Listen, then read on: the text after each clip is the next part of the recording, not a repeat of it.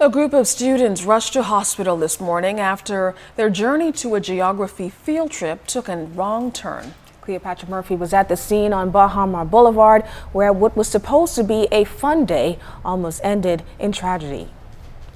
A white school bus rests on its side after running into a coconut tree shortly after 9 Tuesday morning, with 24 St. John's College students on board. A glimpse through an emergency exit shows overturned food items and pens left behind following the accident. Anxious parents gathered around the sidewalk where their children sat in shock.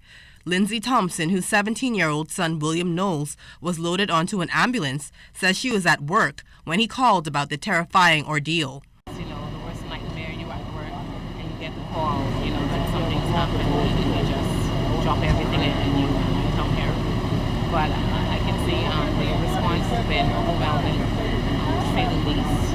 Parents, we try to find a way to keep our composure until we know exactly the extent of injuries. Police had Baha Boulevard cordoned off as several ambulances moved through the scene.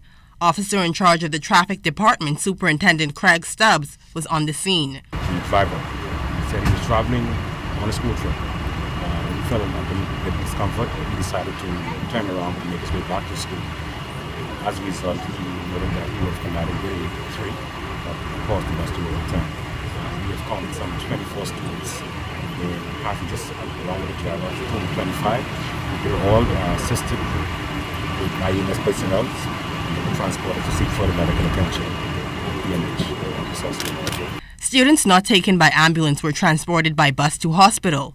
Samuel Rolle's daughter was also on the overturned bus. She had some pain in her leg and her chest.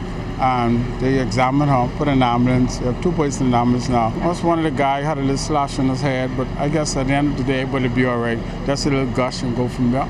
Thank God. STUBBS says police have not yet determined if speed was a factor. Damages to the bus suggest that there was a significant impact with the tree that would cause the bus to overturn. STUBBS says there were no life-threatening injuries, and there seemed to have been no serious injuries at that point.